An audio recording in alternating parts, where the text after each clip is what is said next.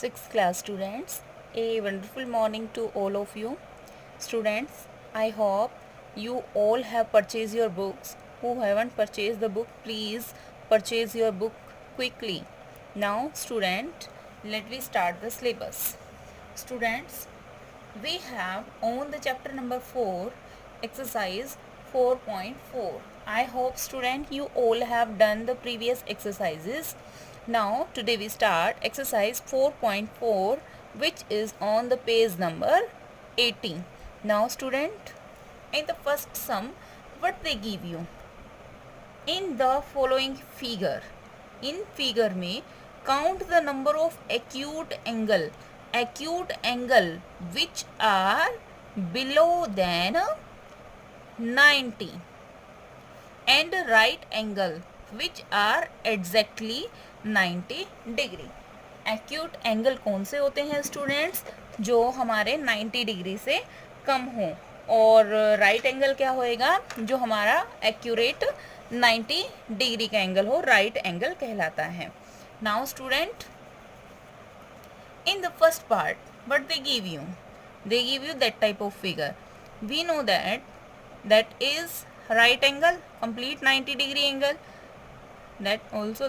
So 1, 2, 3, 4.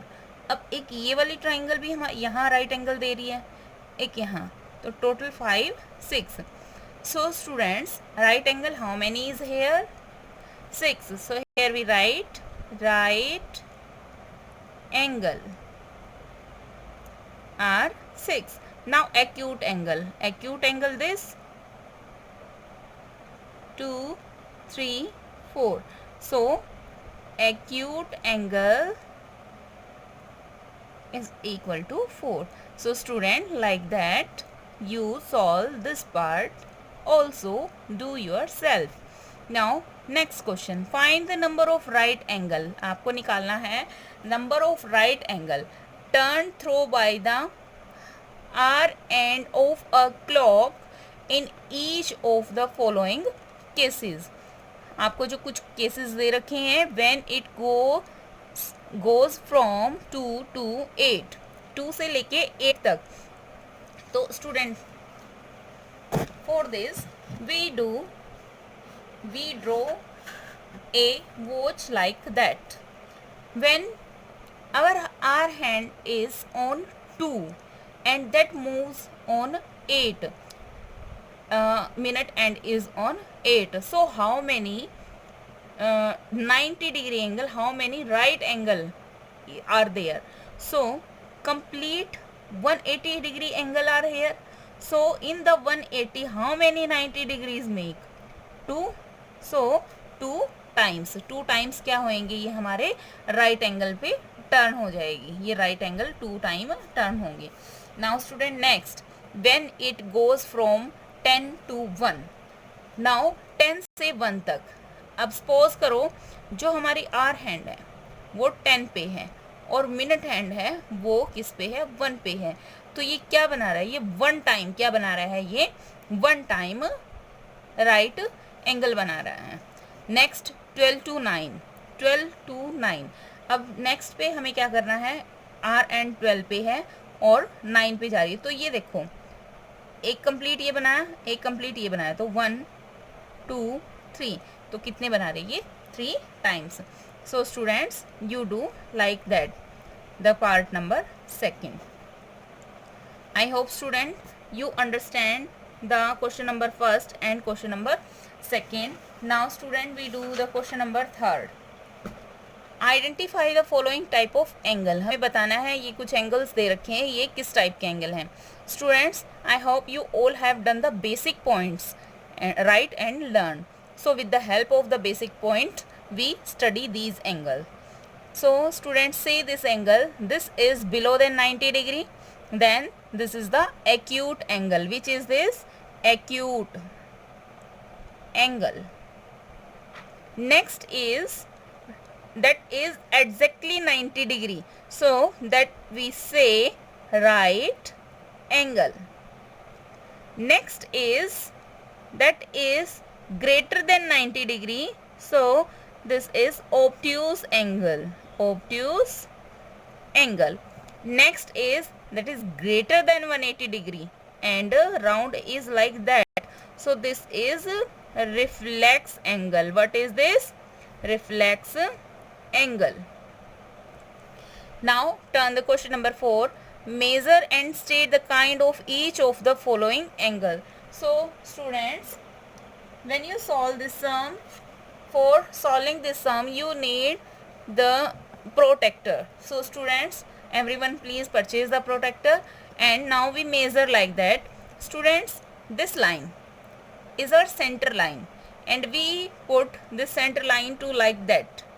Yes, and now we measure that arrow is 60 degree. So here we write 60 degree और 60 degree 90 degree से कम है तो ये कौन सा एंगल हुआ? Acute angle. कौन सा एंगल हुआ स्टूडेंट? Acute angle. नेक्स्ट है, नेक्स्ट देखो, अब बेस लाइन कौन सी हो जाएगी? ये इस तरह से बना है तो हम इसको ऑपोजिट करके बेस लाइन इसको बना लेते हैं स्टूडेंट. और अब हम इसको मेजर करेंगे. So that is also 60 degree. 60 degree is acute angle. Listen student, one thing beta, here we move clockwise and when we move the clockwise we see this line. There we start from 0, so we move clockwise and this is anti-clockwise. When the turn is anti-clock we move that side. But now in this exercise everyone move clockwise, 0, 10, 20 like that. Now in the next, here we put the and that angle is equal to how many degree? 120 degree. So here we write 120 degree and 120 degree is greater than 90. So that is obtuse angle. That is obtuse angle. Students, we can see here that is exactly 90 degree, but you can check also. Yes, that is completely 90 degree. Here we mention 90 degree and this is right angle. Now student, in the question number 5, what is the fraction of a revolution does the R end of the clock turn through when it goes from 2 to 8?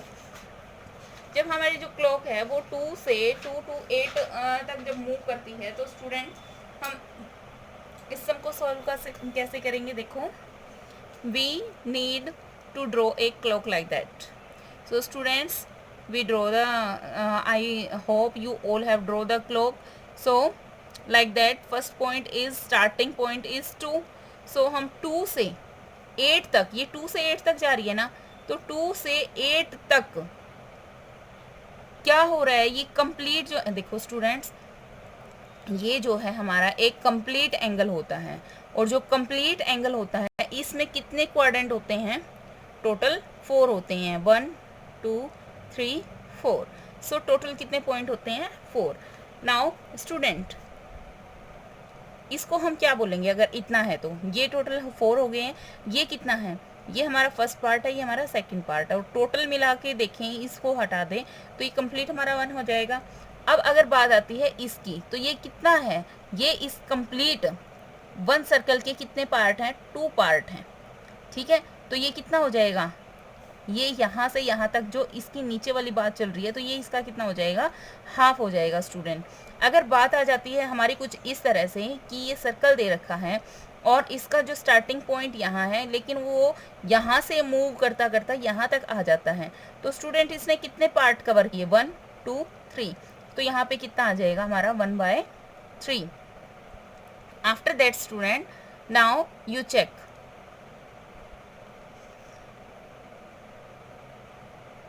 if he cover the part like that, this part he cover, this part he cover, so half part cover हो गया ना complete, तो half हमने लिख दिया है. इसी तरह से अगर ये सिर्फ कवर करता है हमारा ये पार्ट, तो हम इसको क्या लिखेंगे? ये कंप्लीट पार्ट कितने हैं हमारे? कंप्लीट पार्ट कितने हैं? ये 4 पार्ट है, 4 पार्ट का कितना यूज़ किया है उसने, 1 पार्ट ही यूज़ किया है ना। I hope student you all understand. ये हमारा 1/2 हम क्यों कर रहे थे, क्योंकि ये कंप्लीट जैसे है, ये आपका सपोज करो कि कंप्लीट पार्ट है, इस कंप्लीट पार्ट में से अगर 2 कवर हो रहे हैं तो 2 बच भी तो रहे हैं, टोटल 2 कवर हो गए, बट टोटल पार्ट कितने हैं, 1 2 3 4, टोटल 4 पार्ट है ना, कैंसिल आउट होने के बाद ये हाफ ही रह गया। ये है बेटा सबसे little step. I think now you understand. So student I think you all understand about the sum. And इसको हम क्या बोलेंगे, अगर हमारे 3 पार्ट कवर हो रहे हैं तो टोटल पार्ट कितने हैं हमारे, 4 हैं, कवर कितने हो रहे हैं 3, तो ये कितना पार्ट हो जाएगा इसका, 3/4। तो स्टूडेंट आपको इस तरह से बोझ बना के और इन पार्ट्स को स्टडी करना है। Now in the question number 6, where will the hour hand of a circle, जो आर एंड है, sorry not circle, clock stop if it is, वो स्टॉप कहाँ होती है हमें बताना है। अगर उसका स्टार्टिंग पॉइंट किस पे है हमारा 5 पे है और उसका हाफ रिवॉल्यूशन निकालना है, हाफ निकालना है। अभी वो यहाँ तक आई है, यहाँ तक आई है तो हाफ तो नहीं हुआ ना, वो उसका 4th पार्ट हो गया है।